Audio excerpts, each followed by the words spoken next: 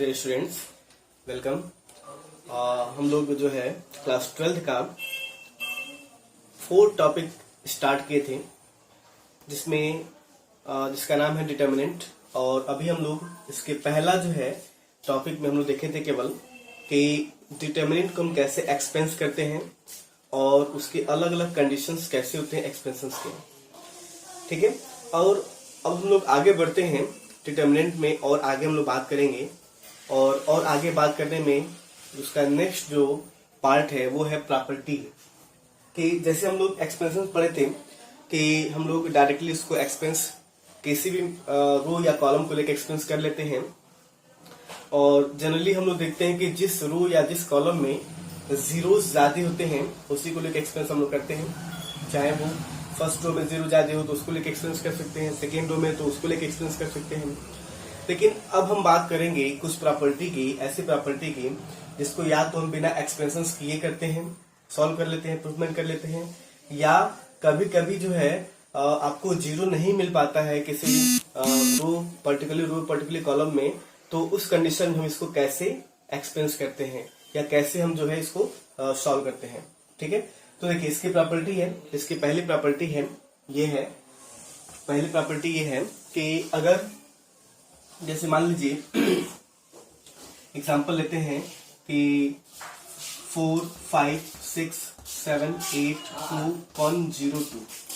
अगर ये हमारा है एक टर्म है 102 लेकर के 122 ले रहा है। अगर ये एक डिटर्मिनेंट हमारा है और हम बोले यहाँ पे कि इस डिटर्मिनेंट में कि इस रो को चेंज कर दे कॉलम में, क्या कर दे, रो को इंटरचेंज कर दे कॉलम में, रो को इंटरचेंज कर दे कॉलम में, तो फिर डिटर्मिनेंट के वैल्यू में कोई भी चेंजिंग नहीं आता है, सेम वैल्यू हमारे होते हैं।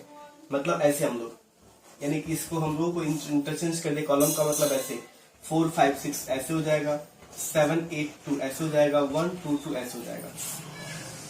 तो अगर हम इसकी वैल्यू फाइंड करना चाहें, इसकी वैल्यू, तो इसकी दोनों वैल्यू हमारे, मान लीजिए अगर लेते हैं 3, 2, 5, 7।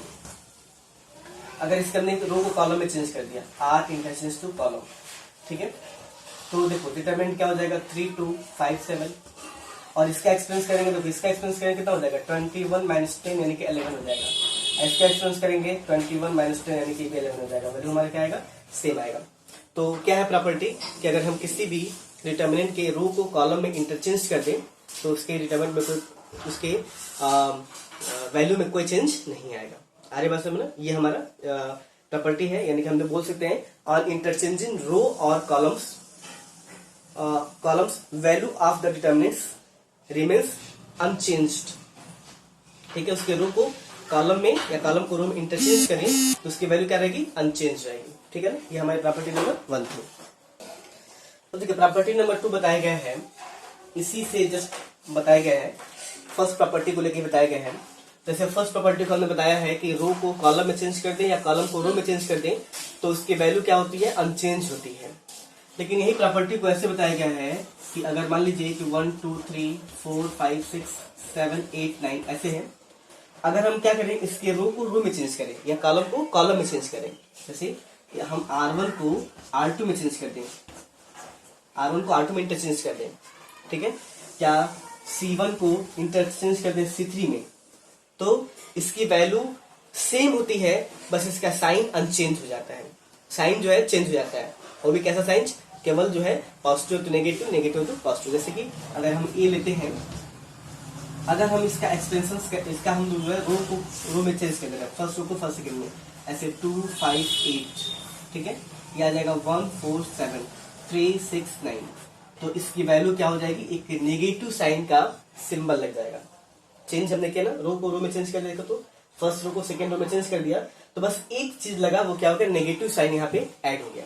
ठीक है ना, और एक्सपेंशन करेंगे तो वैल्यू हमारी सेम आएगी, बस नेगेटिव के अलावा। जैसे कि एक हम 2 ऑर्डर लेके दिखाते हैं आपको, जैसे 4, 5, 6, 2 लेते हैं, ए इज इक्वल टू, और हम मान लीजिए कि कॉलम को कॉलम में इंटरचेंज कर दिए, C1 को C2 में इंटरचेंज कर दिए, तो ए इज इक्वल टू क्या आएगा, कॉलम को कॉलम में चेंज करेंगे क्या हो जाएगा 5, 2, ये 4, 6। तो इंटरचेंज करेंगे तो साइन का लग जाएगा नेगेटिव, तो कहे तो हम यहाँ पे नेगेटिव लगा देते हैं, ये हमारा नेगेटिव साइन लग के आ जाएगा। ठीक है ना, अगर एक्सपेंशन करना है तो राइट नंबर नेगेटिव आ जाएगा, ऑलरेडी हमें लगाने की जरूरत नहीं पड़ती है। क्लियर है? तो ये था हमारा प्रॉपर्टी नंबर 2। तो हम क्या बोलेंगे इसको कि इफ एनी टू रोज और columns of a determinant are interchange then sign of determinant is changed. ठीक है, यानी कि अगर हम उसके रो या कॉलम को अगर हम उसको इंटरचेंज करेंगे तो हमारी वैल्यू क्या होगी, अनचेंज रहेगी। क्या केवल बदलेगा, केवल उसका साइन चेंज होगा। ठीक है, और इसको हम ऐसे दिखाते हैं इंटरचेंज को। ठीक है, आर आई इंटरचेंज का सिंबल ये है आर से, ये हमारा इंटरचेंज का सिंबल है। ठीक है, तो हम देखते हैं नेक्स्ट प्रॉपर्टी की तरफ।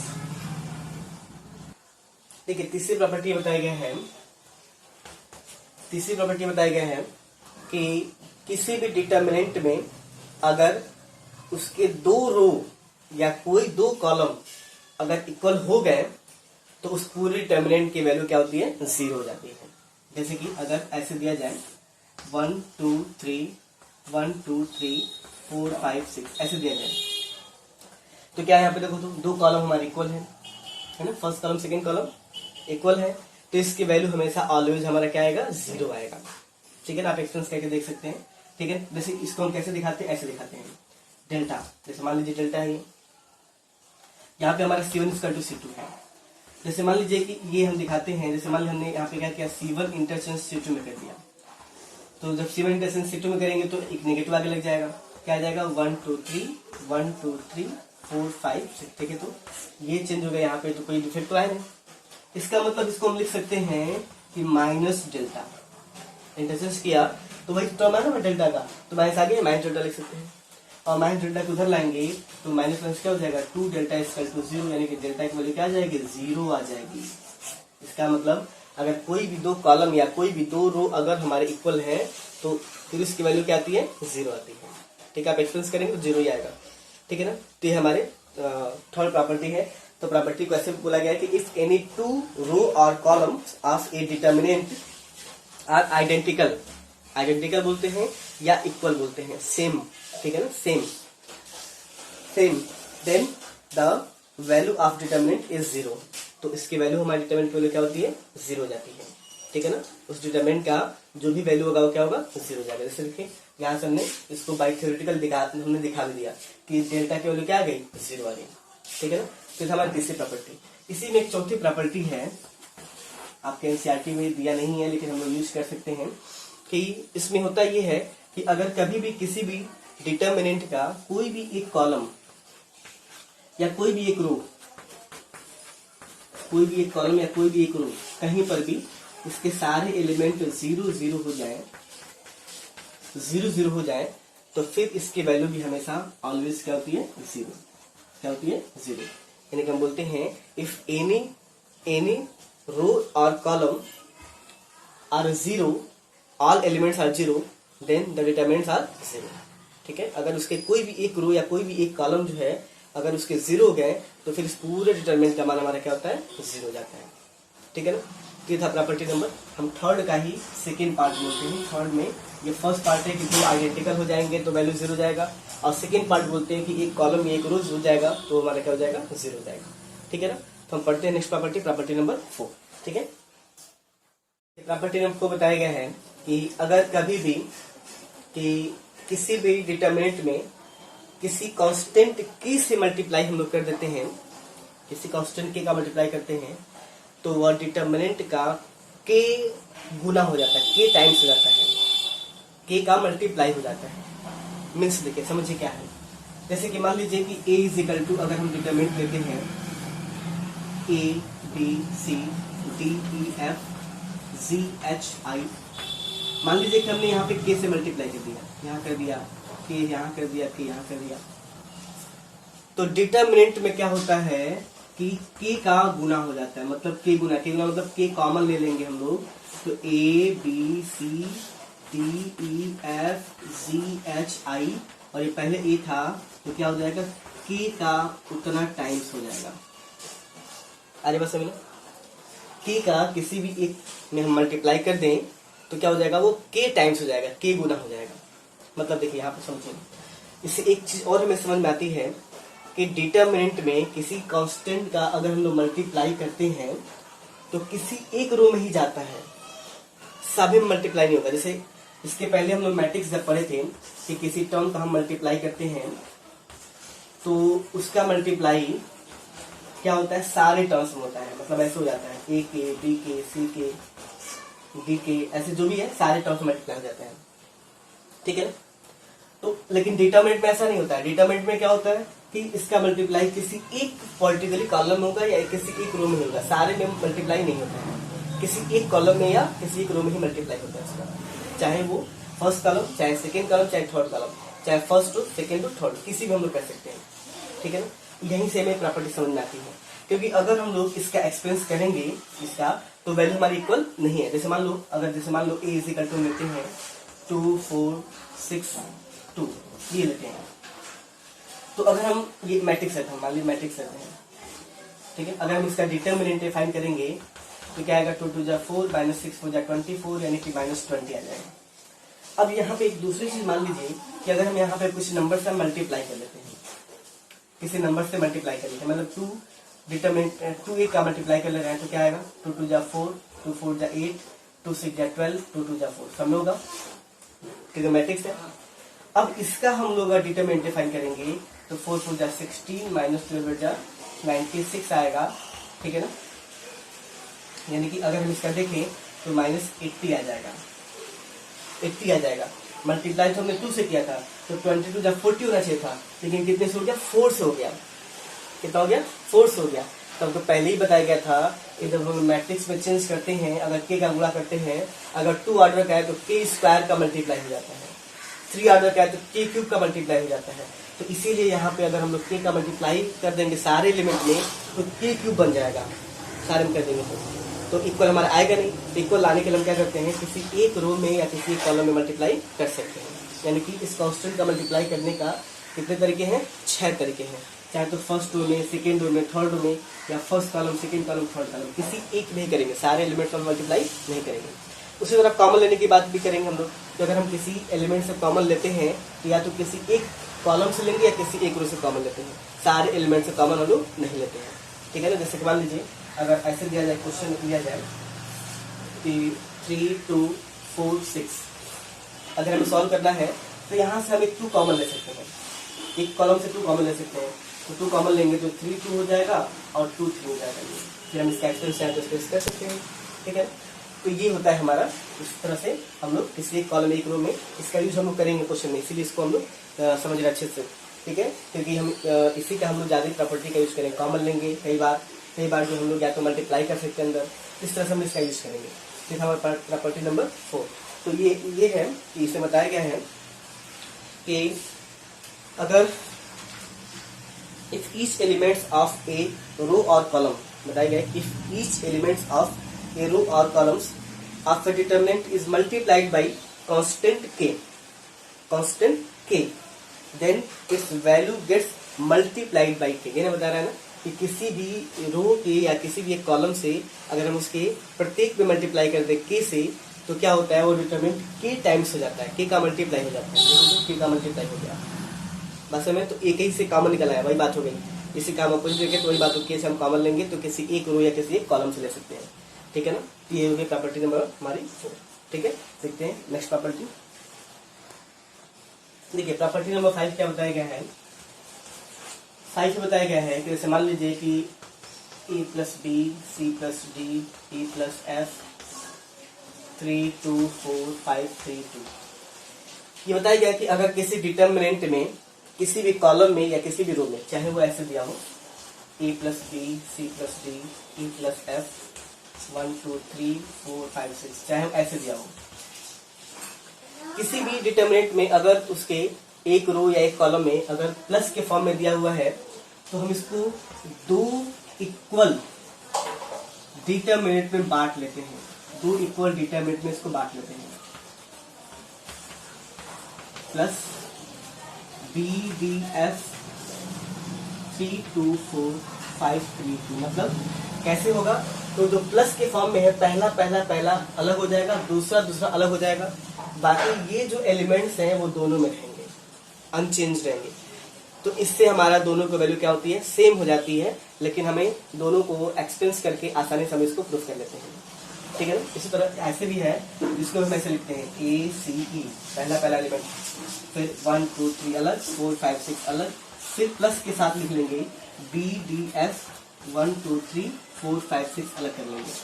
तो इन दोनों के वैल्यू हमारे क्या होते हैं, सेम आते हैं और इससे हमारा कोई चेंजिंग नहीं होता है, वैल्यू क्या होता है, इक्वल होता है, ठीक है ना। और इसका हम प्रॉपर्टी का भी यूज हम लोग करते हैं, क्योंकि इस प्रॉपर्टी का यूज करने से हमारे क्वेश्चन जो है सिंपल से जो है सॉल्व हो जाते हैं, ठीक है ना। तो हमारे वैल्यू क्या आएंगे, सेम आएंगे, क्लियर है। जैसे हम छोटे से एग्जांपल लेकर आपको दिखा रहे हैं कि वैल्यू हमारे क्या आते हैं, सेम आते हैं। जैसे मान लीजिए कि यहाँ पे हम लेते हैं x प्लस वाई, यहाँ पे x माइनस वाई, यहाँ पे हमारा 2 है, यहाँ पे 3 है। अगर हम इसका प्रॉपर्टी लगाएं तो क्या होगा, x 2 3 plus y minus Y 2 3, ठीक। अब देखो अगर हम इसको एक्सप्रेस करें तो क्या होगा, 3x प्लस 3y, इसका एक्सप्रेशन करेंगे तो माइनस 2x माइनस होगा तो माइनस प्लस हो जाएगा 2y, ठीक है। अब 3x में से 2x घटेगा तो x प्लस 5y हो जाएगा, ये मेरा वैल्यू हो जाएगा इसका, डायरेक्ट नहीं कहते हैं। और अगर हम इसको ऐसे कर रहे हैं तो देखो क्या हो जाएगा, 3x minus 2x, 3y minus 2y तो प्लस 2y हो जाएगा। देखो तो बात वही आएगा, दोनों का वैल्यू क्या है, सेम है ना। लेकिन ऐसे करने पे हमारे थोड़ा सा कहीं कहीं जो हमें क्या होता है, हमारा सिंपल बन जाता है और सिंपली हम इसको सॉल्व कर लेते हैं, ठीक है। तो इसी प्रॉपर्टी नंबर हमारी 5, इसको कैसे बोला गया है, ऐसे बोला गया है कि इफ सेम और all elements of a row और column of a determinant are express as sum of 2 और मोर टर्म्स, या तो 2 या 2 से अधिक सम के फॉर्म में दिया हो, then the determinant can be expressed sum of 2 or more determinants, ठीक है ना।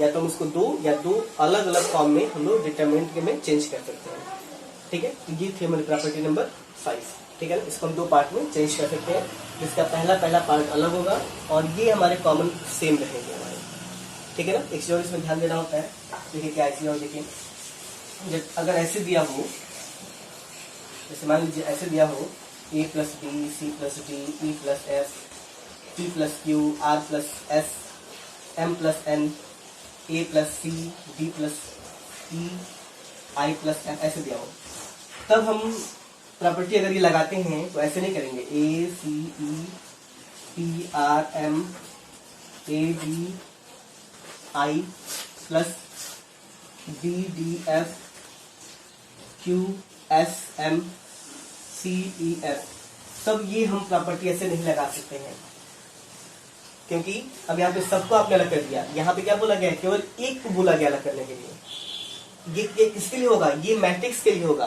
कि मैट्रिक्स को हम लोग जोड़ेंगे तो ऐसे हो जाएगा, ठीक है ना। डिटरमिनेंट में ऐसा नहीं होगा, ठीक है। अगर हमें करना है तो एक को चेंज कर लेंगे, बाकी हम ऐसे P plus Q, A plus C, R plus S ऐसे रहने देंगे, ठीक है ना। फिर इसको चेंज कर सकते हैं, अरे बस है ना। तो इस तरह से हम इसको चेंज करेंगे, अलग अलग इसको नहीं करेंगे, एक एलिमेंट्स हमारा केवल चेंज होता है, क्लियर है।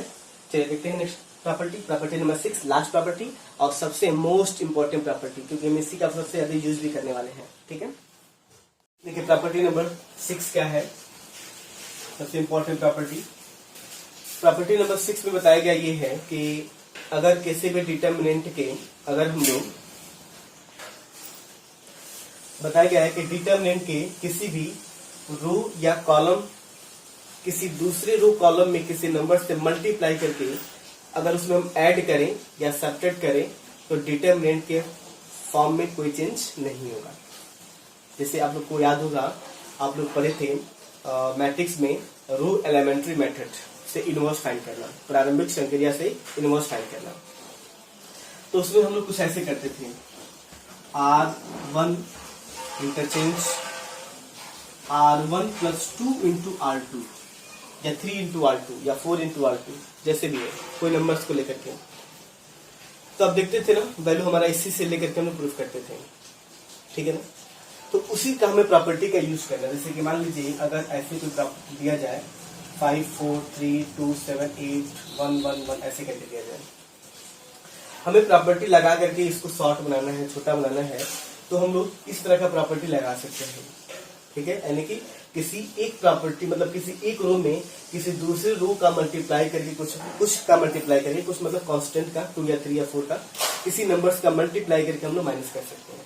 और वो चाहे रो के साथ कर सकते हैं, चाहे वो कॉलम के साथ कर सकते हैं, चाहे वो लोग C1 ऐसे कर लें, C1 + 3C2 ऐसे भी कर सकते हैं कॉलम के साथ। लेकिन ध्यान देना होता है, अगर हम रो में करेंगे तो यहाँ भी रो रो के साथ रो मल्टीप्लाई करेंगे, कॉलम के साथ मल्टीप्लाई करेंगे। ऐसा नहीं करेंगे कि हम R ले रहे हैं R1 और +3C2 करते हैं, ऐसा नहीं। हम रो लेंगे, रो में इंटरचेंज करेंगे तो रो के साथ ही मल्टीप्लाई करके पॉजिटिव या नेगेटिव करेंगे, कॉलम के साथ नहीं करेंगे, ठीक है। लेकिन एक चीज और है कि जब हम लोग रो एलिमेंट्री मेथड पढ़ते थे तो वहां पे ये होता था कि अगर हम फर्स्ट में रो फॉलो कर लिए तो बाकी सभी जगह हमें रो ही फॉलो करना होता है, कॉलम हम यूज नहीं कर सकते हैं। लेकिन डिटरमिनेंट में ऐसा नहीं है, अगर हमने यहाँ पे रो फॉलो किया है तो सेकेंड स्टेप में कॉलम भी फॉलो कर सकते हैं, फोर्थ स्टेप में फिर रो फॉलो कर सकते हैं, कोई दिक्कत नहीं है। हम किसी हमारा R1 प्लस इस तरह से हम R को R में चेंज करते हैं, C को C में चेंज करते हैं, ठीक है। तो ये था हमारा प्रॉपर्टी था। जैसे कि एक हम लोग इस पे बहुत सारे एग्जांपल भी देखेंगे, समझेंगे। तो इसको हम लोग ऐसे लिखते हैं RI interchange to RI plus K into R से, मतलब किसी कांस्टेंट का मल्टीप्लाई करके हम लोग एडिशन या सब्ट्रैक्शन कर सकते हैं, उससे हमारा कोई भी इफेक्ट नहीं पड़ता है, ठीक है ना। तो ये था प्रॉपर्टी नंबर हमारा 6। जैसे इसको हम लिखेंगे कैसे, तो लिखेंगे if each elements of any row और column of a determinants the equimultiple of corresponding elements of other row or columns added, then value of determinant remains the same, ठीक है, सेम। और देन अप्लाई द प्रॉपर्टीज, हम इसको ऐसे लिखते हैं RI plus KRJ या CI interchange CI plus KCJ, मतलब किसी के साथ, चाहे वो फर्स्ट या चाहे वो सेकेंड के साथ हम लोग इसको ऐसे अप्लाई करते हैं, ठीक है। और एक और ध्यान दीजिएगा इसमें कि कभी भी हम लोग RI इंटरचेंज टू मतलब R1 इंटरचेंज टू R2 नहीं करेंगे। ये करेंगे तो हमारा वैल्यू क्या हो जाएगा, दोगुना हो जाएगा, 2 टाइम्स मल्टीप्लाई हो जाएगा। सभी हम लोग पढ़े हैं ना कि अगर मल्टीप्लाई करेंगे तो उतना टाइम्स हो जाएगा, उतना मल्टीप्लाई हो जाएगा। तो उस तरह से हम लोग नहीं करेंगे, डायरेक्टली मल्टीप्लाई नहीं करेंगे। किसी नंबर में मल्टीप्लाई करके किसी दूसरे में रो में ऐड कर सकते हैं, वैल्यू चेंज नहीं होगा। लेकिन हम डायरेक्टली मल्टीप्लाई करेंगे तो अनचेंज हो जाएगा। क्या हो जाएगा, अनचेंज हो जाएगा। तब ऐसे कंडीशन हमें करना है, मल्टीप्लाई हमें 2 का मल्टीप्लाई, तो फिर हमें 2 का डिवाइड भी करना पड़ेगा। 2 का क्या करना पड़ेगा, डिवाइड भी करना पड़ेगा। और 2 का मल्टीप्लाई करेंगे तो 2 5 10, 2 4 8, 2 3 6 हो जाएगा। बाकी ये लिख देंगे हम लोग, तब हम कर सकते हैं। तब हमें 2 का डिवाइड करना पड़ेगा, तब ये इक्वल होगा। क्योंकि 2 कॉमन लेंगे तो 2 से 2 कट जाएगा। लेकिन हम डायरेक्टली इसका मल्टीप्लाई नहीं कर सकते हैं, ध्यान दीजिएगा, ठीक है ना। चाहे वो कॉलम चाहे वो रो में डायरेक्टली मल्टीप्लाई नहीं करेंगे। क्या करेंगे, हम लोग किसी रो में मल्टीप्लाई करके ऐड कर सकते हैं, सब्ट्रैक्ट कर सकते हैं, लेकिन डायरेक्टली मल्टीप्लाई नहीं कर सकते, ठीक है। तो ये था प्रॉपर्टी नंबर हमारा 6, लास्ट प्रॉपर्टी। और इसके बेस पर हम एक दो एग्जाम्पल देख लेते हैं, अभी आपको क्लियर हो जाएगा। एग्जाम्पल है ये हमें क्या कह रहा है क्वेश्चन में कि इसको प्रूफ करना है इतना इक्वल टू 0 और इसको प्रूफ करना है इक्वल टू 0, वो बिना एक्सपेंशन से प्रूफ करना है, प्रॉपर्टी लगा के ही को यूज करना है, ठीक है। क्वेश्चन में लिखा होता है विदाउट एक्सपेंडिंग प्रूफ डेट, हमें बिना एक्सपेंस के इसको प्रूफ करना होता है। तो देखिए इसको हम ले रहे हैं लेफ्ट हैंड साइड प्रूफ करने के लिए 102, 18, 36, 1, 3, 4, 17, 3, 6, ठीक है। अब देखिए अगर हम इसको इस पे आए 102 में, तो इसको हम लिख सकते हैं ऐसे, लिख सकते हैं क्या, देखो तो 17 into 6 लिख सकते हैं ना। इसको लिख सकते हैं 3 into 6, इसको लिख सकते हैं 6 into 6, 1, 3, 4, 17, 3, 6। ऐसा क्यों किया हमने, ऐसे इसलिए किया क्योंकि देखो यहाँ से एक वैल्यू कॉमन आएगा पूरी इस रूट में। क्या कॉमन है, 6, 6, 6 प्रॉपर्टी में पढ़े। तो इस कॉलम से जब 6 हम लोग कॉमन ले लेंगे तो क्या बचेगा, 17, 3, 6, 1, 3, 4, 17, 3, 6 है ये। तो ऐसा करने से क्या हो गया, इसके दो हमारे रो इक्वल हो गया, R1 R3 इक्वल हो गया। यानी कि हम बोल सकते हैं कि R1 equal to R3 equal हो गया। वैल्यू हमारा क्या हो गया इसका 0, यानी कि इसका वैल्यू क्या है 0 हो गया। अरे बस है ना, वैल्यू क्या हो गया हमारा 0 हो गया, प्रूफ हो गया। देखो तो बिना हमें एक्सपेंस करना ही नहीं पड़ा, हमें प्रॉपर्टी पड़ेगी। ठीक है, चलो अब इसकी बात करते हैं। इसको भी हमें 0 लाना है, हम ले रहे हैं लेफ्ट हैंड साइड, इसको 0 में प्रूफ करके लाना है इसको। ठीक है, अब हम इसमें दो तरह का प्रॉपर्टी लगा सकते हैं। एक तो हम लगा सकते हैं इसको दो पार्ट में अलग अलग डिवाइड करके भी कर सकते हैं, लेकिन दो पार्ट में डिवाइड करने से मतलब नहीं। यहाँ पे हम क्या कर रहे हैं, इन दोनों को ऐड कर रहे हैं कि R1 में R1 प्लस R3 को ऐड कर रहे हैं, R1 में R1 प्लस R3 को ऐड कर रहे हैं, दोनों को ऐड कर रहे हैं, इन दोनों को ऐड करेंगे तो ऐसे हो जाएगा। देखो ये R1 है, R2, देखो इसको हम बोलते हैं रो R1 R2 R3, इसको बोलते हैं कॉलम C1 C2 C3। ध्यान देना कभी भी, तभी आपको समझ में आएगा।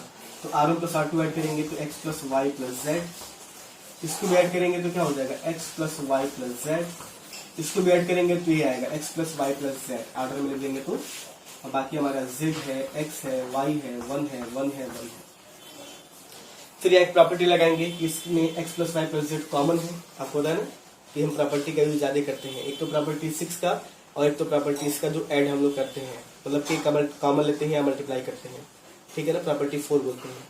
तो हमने इसमें से कॉमन ले लिया x plus Y plus Z, तो क्या आ गया 1 1 1, और हमारा z x y है ये 1 1 1 है। यहाँ भी क्या हो गया, इसके दो हमारे रो इक्वल हो गए। जब दो रो इक्वल हो गया तो हम बोल सकते हैं इसकी वैल्यू क्या हो जाएगी 0। तो हमारा वैल्यू क्या हो जाएगा x plus Y plus Z into 0, यानी पूरा मान 0। बोल सकते हैं कि R1 इक्वल टू R3 है, यहाँ भी R1 इक्वल टू R3 हो गया, तो हम बोल सकते हैं इसकी वैल्यू क्या हो गई 0 हो गई। ठीक है ना, देखिए यहाँ पे दोनों में रो ही इक्वल हुआ है, कभी कभी कॉलम भी इक्वल हो जाता है, इस तरह से हम करते हैं। तो इससे जो है आप एक्सरसाइज के एग्जाम्पल्स क्वेश्चंस को टच करिएगा तो कुछ आपको क्लियर हो जाएगा। बाकी हम लोग देखेंगे इसके नेक्स्ट वीडियो में एक्सरसाइज इसका जो है 4.2 का क्वेश्चंस कैसे हम लोग सॉल्व करेंगे। ठीक है, ओके, धन्यवाद।